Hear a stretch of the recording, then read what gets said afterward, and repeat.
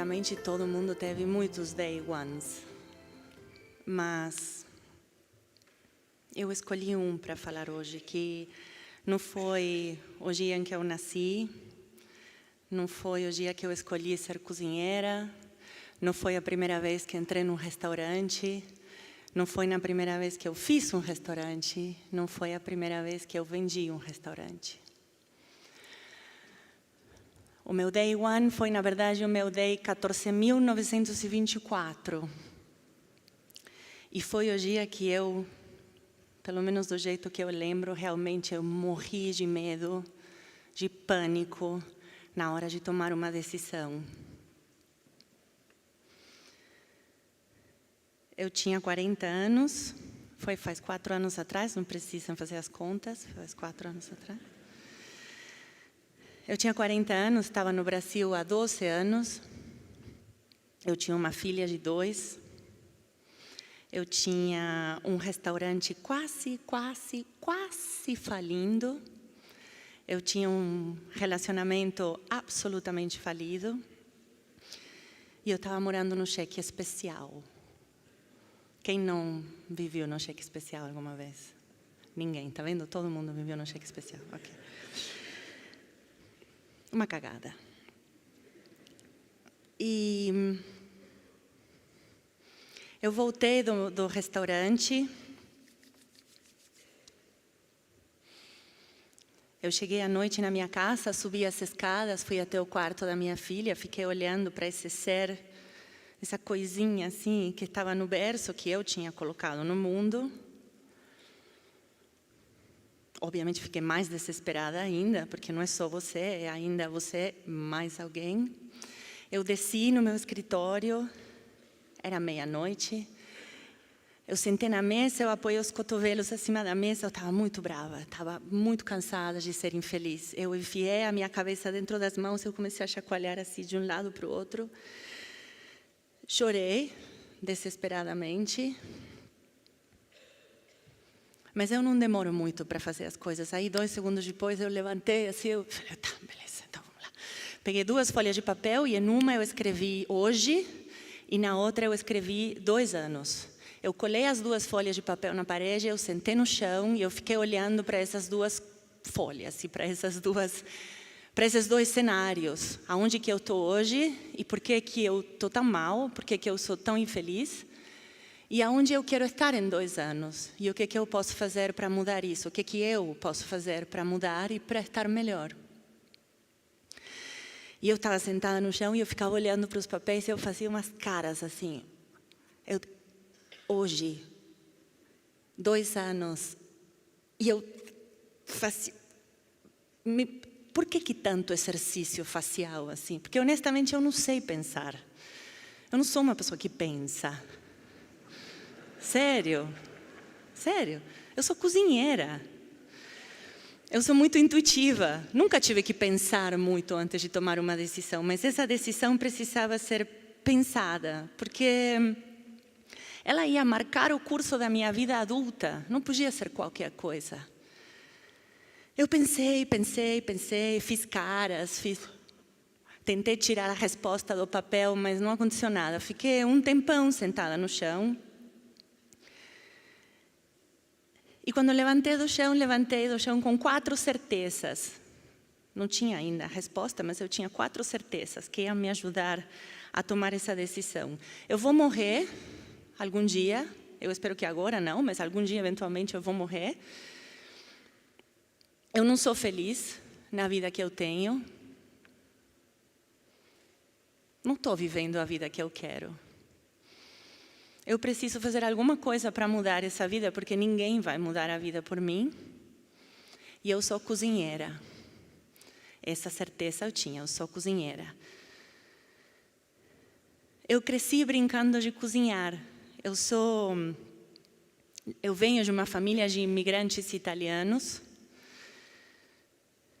Na casa das minhas avós, a cozinha era o centro de tudo.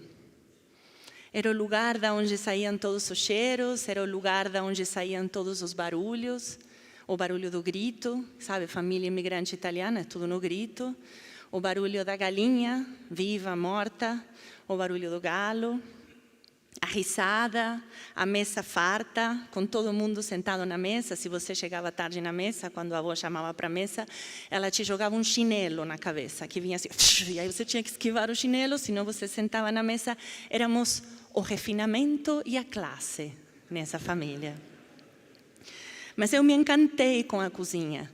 Eu adorava a forma como a minha avó colocava a comida na mesa. Me parecia um ato muito poderoso dessa, né? A minha avó, com uma bunda desse tamanho, com um avental cheio de flores, ela chegava com a bandeja com os ravioli e colocava na mesa. A gente estava sentado numa mesa gigante de fórmica, imitação mármore, né? Porque imigrante.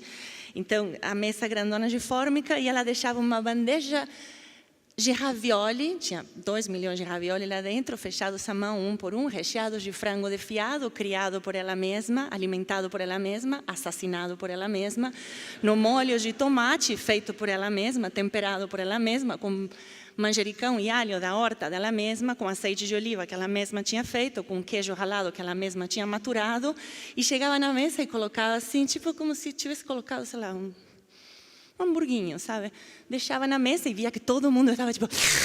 E aí ela deixava na mesa e falava, mangia que te fa bene. E ia embora, assim. E eu achava isso tão poderoso. Eu me apaixonei com essa coisa essa coisa meio erótica da cozinha, né? Essa coisa incrível da cozinha que você põe assim no meio da mesa e tá, todo mundo baba, assim. É poderoso, realmente é poderoso. A fartura. Por outro lado, a minha vida teve um outro lado. Esses serão os finais de semana, as férias. Mas eu cresci, eu sou filha de pais separados. E eu cresci morando com a minha mãe em um apartamento onde o cotidiano era bastante diferente a esse. Não tínhamos nem galinha, nem horta, nem ninguém que cozinhasse. Eu tive uma mãe incrível, muito forte, super empreendedora, linda, inteligentíssima, que trabalhou muito a vida inteira e estudou muito a vida inteira, mas foi sempre muito triste. Então, se ela não estava em casa porque estava trabalhando ou estudando, ela não estava em casa porque estava trancada no quarto ficando triste. Então, a minha infância e a minha adolescência se deram dentro desse espaço com muita solidão. E o que me resgatava da solidão era cozinhar.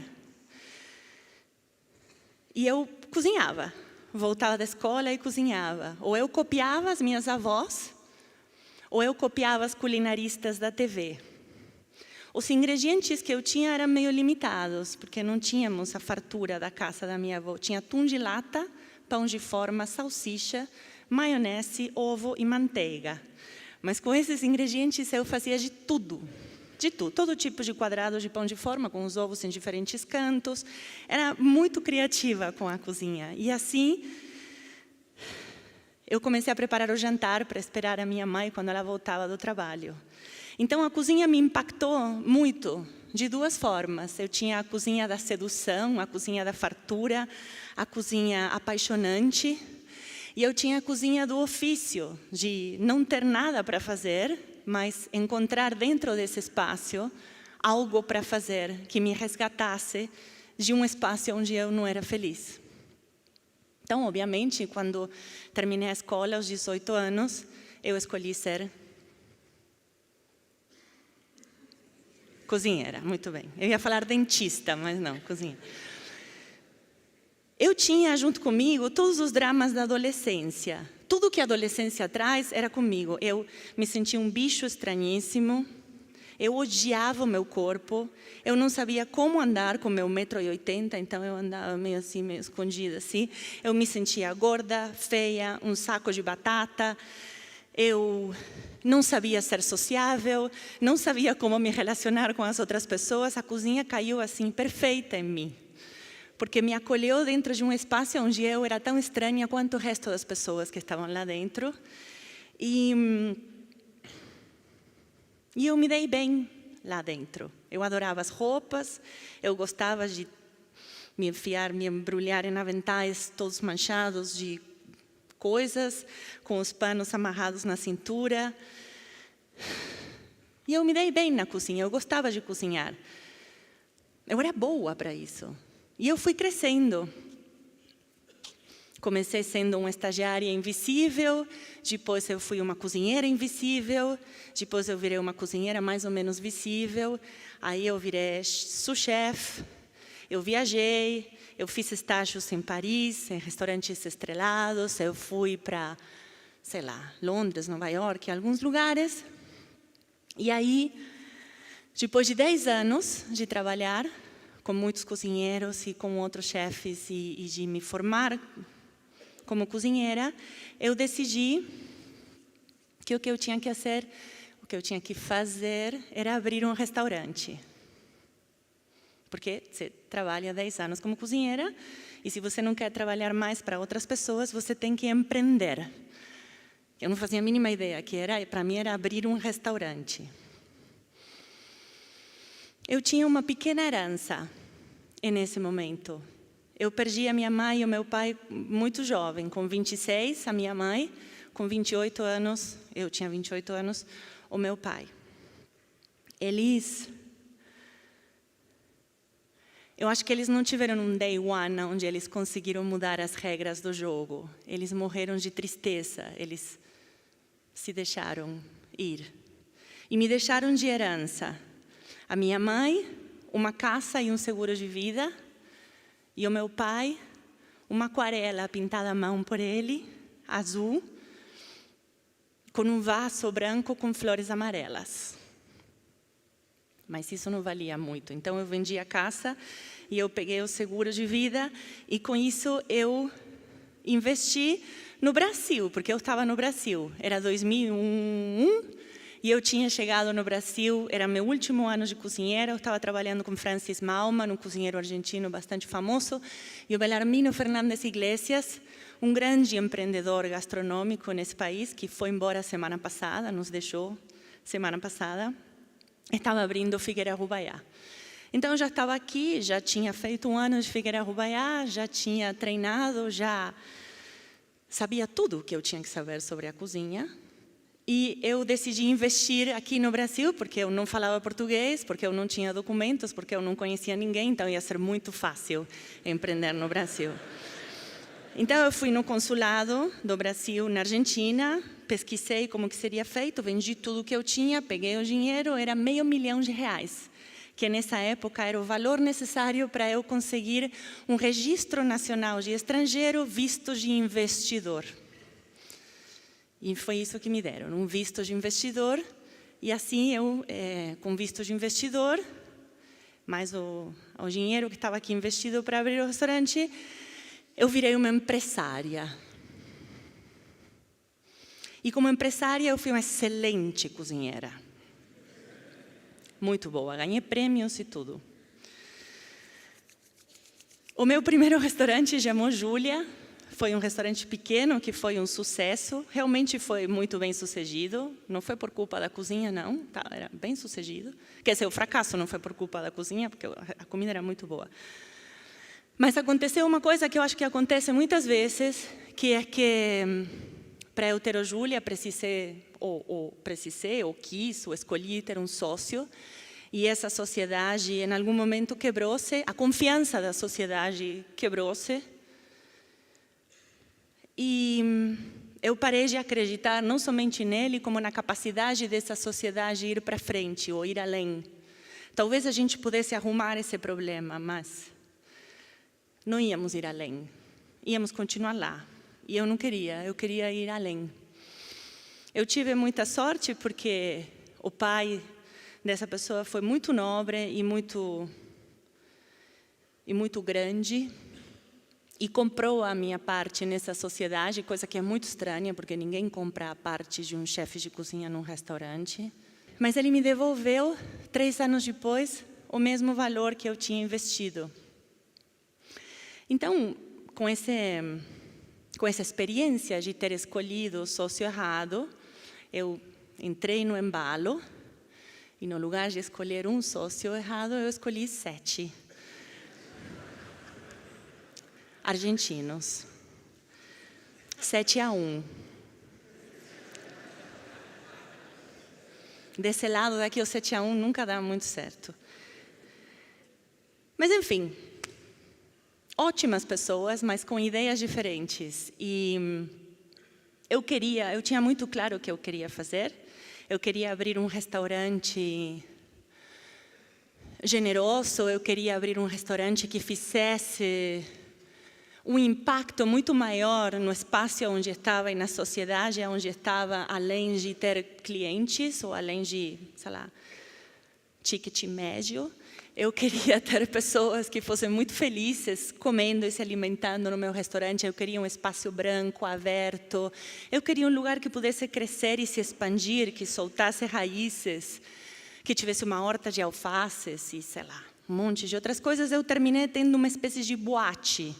Era uma casa preta, toda de madeira, com música lounge. Quando você entrava, tinha música lounge, ou eletrônica, sei lá. Era caríssimo o restaurante, tinha 14 metros de terno e gravata. Cafona. Mas, enfim, eu cozinhava muito bem. Então, o restaurante deu certo. Por alguns anos, ele deu certo. Estava cheio, os números funcionavam. O negócio era um bom negócio, assim, mas era um bom negócio apenas pela minha causa, porque nenhum desses 7 sócios estava aqui, estavam todos lá, né? E-mail. E aí, como está o faturamento? E eu não gostava do que eu estava fazendo, eu não acreditava nessa proposta. Eu não acreditava na proposta, eu caí lá dentro, né? Porque todo mundo faz cagada alguma vez, eu caí lá dentro.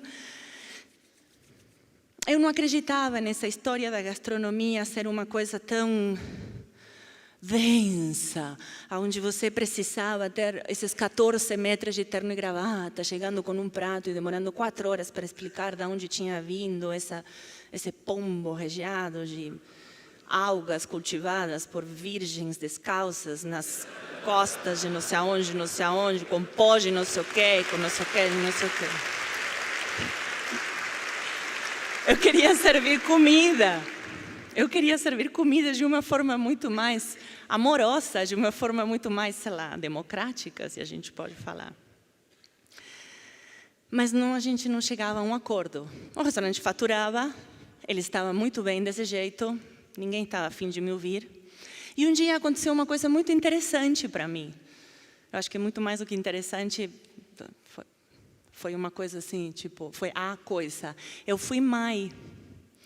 Eu tive uma filha. Eu pus um ser humano nesse universo. E aí, tem algumas pessoas que falam que quando as mulheres são mães, elas tiram as unhas, né? Eu soltei todas as minhas unhas e eu falei, ó, a gente precisa mudar. Porque isso aqui não está dando certo. E eu não sei se eu estava sentindo uma tendência de mercado, porque eu não sou empresária, mas eu tinha certeza absoluta de que o Brasil ia mudar. E eu tinha certeza absoluta de que a alta gastronomia, com toda a parafernália que ela implica e que ela envolve, com os outros 1.560 objetos que você precisa para ganhar uma estrela Michelin, não ia funcionar. Porque todas essas coisas que você precisa são extremamente caras e elas acabam indo na conta de um cliente que termina pagando R$890 por um prato de, sei lá, frango. Então, eu tentava explicar para eles, olha, a gente realmente precisamos mudar esse restaurante, ele não é muito amável, ele não é muito gentil, ele não está recebendo as pessoas do jeito que deveria. O Brasil, isso foi em 2012, o Brasil vai mudar. Daqui a pouco o público vai ser diferente, a gente precisa se adaptar, nós precisamos ter uma proposta muito mais amável. Isso aqui não vai funcionar. Eles se importaram 3 pepinos se funcionava ou não funcionava, e eu continuava lá dirigindo uma empresa na que não acreditava, com todo o meu dinheiro lá dentro, sem avançar, sem soltar raízes. Eu apenas remava para ficar sempre no mesmo lugar. E lá voltamos nós aquele ano onde eu morri de medo, 4 anos atrás, para tomar uma decisão. Eu dirigi uma empresa que eu não gostava, a grana toda que eu tinha, fora o cheque especial, estava lá dentro. Eu não estava indo para lugar nenhum, eu não era feliz. Eu queria muito mais do que eu tinha, mas não muito mais grana, não muito mais de ambição gigante. Eu queria me espalhar de alguma forma nesse mundo que fosse mais significativo do que apenas ter um restaurante cheio com 57 lugares. Então, é nesse momento onde eu estava sentada no chão, olhando para esses 2 papéis, eu tinha essas certezas, a mais forte, que eu era cozinheira, eu comecei a analisar as minhas opções. Eu podia continuar desse jeito e ser miserável, mas eu não queria, porque eu queria ser feliz. Eu podia abandonar, deixar tudo como estava, sair da empresa e procurar um espaço onde eu pudesse fazer as coisas do jeito que eu queria. Mas nobreza obriga, você nunca abandona o barco com sócios dentro. Eu podia procurar um sócio, assim em meia hora, que comprasse a parte dos meus outros sócios para eu poder convencer esse novo sócio de que, na verdade, o que eu queria fazer era muito mais legal do que já estava fazendo. Mas eu não podia escolher um sócio por necessidade, eu tinha que escolher um sócio por afinidade. Então, esse dia, na verdade, o que eu reparei e o que eu entendi foi que o mais valioso dessa empresa era eu. Isso pode parecer um pouco arrogante, mas na verdade não é. Eu era que estava cozinhando, eu era que fazia que chegassem as pessoas, eu era que dava valor para esse espaço. E absolutamente ninguém ia dar valor para isso mais do que eu. Eu tinha que dar valor ao meu valor. No dia seguinte, quando eu cheguei no escritório do Arturito, eu levantei o telefone, eu liguei para o banco, eu vi quanto dinheiro eu tinha disponível. Eu peguei um empréstimo, esse dia, de 2 milhões de reais,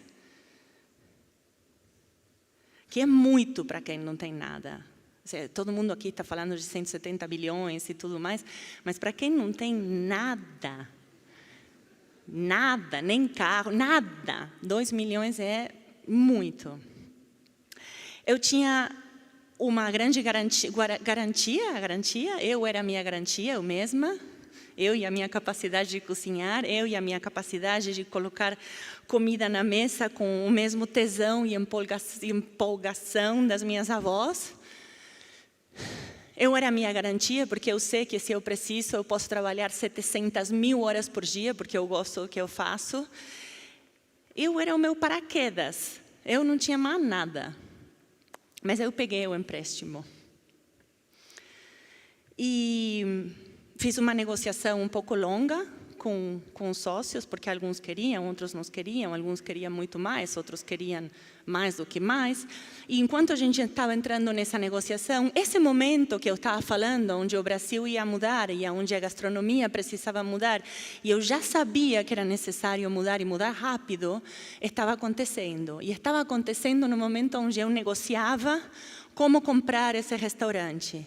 Enquanto eu negociava o preço, o meu restaurante ia caindo. Cada vez tinha menos clientes. Quando eu terminei de comprar, finalmente, eles aceitaram o preço e finalmente eu comprei o restaurante. No dia que eu entrei de volta, falei, ok, eu estou aqui, vamos lá, cheguei. Agora estou aqui, vamos lá, o que a gente faz? Eu encontrei um restaurante que tinha muitos menos clientes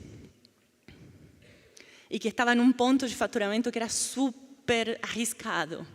Eu tinha 40 funcionários olhando para mim, e eles olhavam assim para mim. Eu lembro de entrar no restaurante e ter 40 olhos, sabe 40 olhos grudados no corpo inteiro, assim, que fazem, e o que você vai fazer agora? Como que você vai tirar a gente dessa cagada onde a gente está? O que você vai fazer para reconstruir esse restaurante? E eu olhava para todo mundo e falava,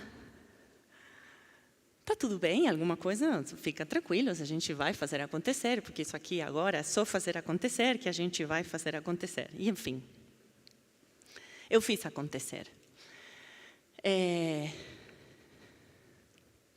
Eu fiz a única coisa que eu sabia fazer, que era cozinhar. Eu trabalhei do jeito que eu sei trabalhar. Eu segurei, eu peguei a coisa do jeito que eu sei fazer, que é com tudo. Então, eu virei uma espécie de polvo dentro do restaurante. Você abria a porta do banheiro e eu estava lá dentro desentupindo a privada. Você ia no escritório, eu estava lá no computador. Você entrava na cozinha e eu estava cozinhando frango, desentupindo, sei lá, alguma cuba que estava entupida, limpando o fogão. Se você ia na junta comercial, eu estava na junta comercial. Se você ia falar com o contador, eu estava falando com o contador, falava com o advogado, falava com os fornecedores, entrava no site do banco. Enfim, comecei a fazer tudo o que é necessário para recompor uma empresa, que é se jogar por inteiro e fazer tudo o que é necessário. Só que eu não estava na cozinha. E aí eu fiquei na frente de um problema terrível. Se eu não cozinhava, eu não tinha clientes, então eu não tinha empresa. Mas se eu não administrava a empresa, não servia para nada que eu cozinhasse, porque eu não ia ter nada. Então eu tive que pensar, que de novo não é uma coisa que eu saiba fazer muito bem, mas eu cheguei a uma ideia quase brilhante, que foi, ok, um dia por semana então eu vou cozinhar e os outros dias eu vou ser a dona do restaurante, empresária, ou tentar ser, ou aprender a ser. E deixei esse dia, as sextas-feiras, abertas para eu ser cozinheira e me reconectar com aquilo que eu sei fazer, que é cozinhar. Me importava nada se o custo de matéria-prima esse dia fechava, se eu queria servir trufa e vender por R$18 o prato. Eu só queria cozinhar. E foi o que eu fiz. Por muitas sextas-feiras, eu criei os cardápios de sexta-feira, onde toda semana eu ia cozinhar o que eu queria e oferecer o que eu estava a fim de oferecer por um preço muito lógico. E os executivos de sextas-feiras começaram a florescer e começaram a fazer barulho na cidade, e junto com isso o restaurante também começou a florescer e começou a brilhar novamente e se encheu de clientes novamente. E uma dessas sextas-feiras eu decidi fazer de entrada empanadas saltenhas. E foi um sucesso, e todo mundo pediu empanadas saltenhas de entrada. Então, eu falei, então vamos pôr no jantar. Então, coloquei no menu fixo do jantar empanadas saltenhas. E, aparentemente, isso se chama teste de mercado, mas, para mim, eu estava apenas fazendo empanadas e vendendo empanadas. E as empanadas venderam muito bem. E as pessoas pediam uma, depois pediam duas, depois pediam três, depois pediam 6 para a viagem, depois ligavam para pedir mais. Então, cheguei em casa e abri uma pasta no meu computador que chamava Projeto Empanadas. E aí eu virei empresária. Tem algumas pessoas que falam que a vida recompensa aqueles que se arriscam. Eu, honestamente, não faço a mínima ideia se a vida recompensa aqueles que se arriscam. Eu vi pessoas se arriscando muito e não sei se foram recompensadas, mas comigo, com certeza, aconteceu. Porque um dia apareceu alguém que me completou. E que, com certeza, sem essa pessoa, eu não estaria aqui e não seria nada do que eu sou. Eu sei que se falou já disso milhares de vezes, mas, honestamente, as únicas certezas que a gente ganha na vida, ou que a gente aprende na vida, elas se aprendem no inferno e nunca no paraíso. Eu tinha errado o suficiente como para saber reconhecer quem poderia ser a pessoa que tivesse as características e que fosse do jeito que pudesse me completar e com o qual pudéssemos crescer juntos. Eu escolhi muito bem e eu tive uma sorte gigante de ser escolhida por ele. Então, em 2014, o Benny, que é esse senhor com essa barba vintage ali, e eu tiramos o projeto Empanadas do papel e La Guapa, o primeiro café de empanadas latinas artesanais, saiu do papel e virou loja. E eu peguei mais um empréstimo para fazer La Guapa. Já tinha um de 2 milhões, peguei mais um. Uma empresa pode ser vista como um grupo de pessoas que se juntam para fazer negócios, ou pode ser vista como um grupo de pessoas que se juntam, cientes de que são parte de um coletivo maior e de que cada uma das coisas que fazem vai causar um impacto. Em um momento onde a palavra empresário parece uma má palavra, você vê os titulares, né? O deputado e o empresário, e você já sabe que está tudo errado ali. Em um momento tão triste como esse, eu tenho muito orgulho de ser empresária. E eu tenho muito orgulho da forma como Benny e eu fazemos negócios. Nós crescemos de forma lenta e sólida. Mas a cada passo que damos para frente, nós espalhamos para os lados. Somos cientes do espaço que ocupamos. Dentro da nossa pequena comunidade, somos cientes do espaço que ocupamos na cidade, somos cientes do impacto que nós causamos no país. Essa é a única forma que eu acredito que vamos mudar um pouco esse mundo dessa forma que ele é, sendo super conscientes de que parte de nós, o que a gente faz, qualquer coisa. Isso está fora do roteiro, não me matem, mas a gente tem no Arturito e La Guapa muitos colaboradores negros. Vocês acreditam que temos muitos clientes que não olham para eles e que pedem para serem atendidos por brancos? Isso é algo que tem que mudar. Enfim, hoje é o meu day 16.289, está escrito aqui. Eu sou muito mais feliz do que antes. O La Guapa vale hoje 40 vezes mais que o investimento inicial, e isso é tudo por causa do Barba. O Arturito está bem, está cheio, tem funcionários, colaboradores, cozinheiros, garçons, que estão muito felizes de trabalhar lá. Pagamos todos os empréstimos. E hoje eu tenho uma certeza mais das que eu já tinha. Eu tenho certeza de que eu consigo traçar o destino da minha vida. E eu tenho uma riqueza gigante que não vem do dinheiro. Uma riqueza que vem de olhar para trás e saber que eu sonhei alguma coisa, que eu quis fazer alguma coisa, que eu consegui fazer. E de olhar para frente e saber que esses sonhos que eu tenho não têm limite e que eu não vou parar. Muito obrigada.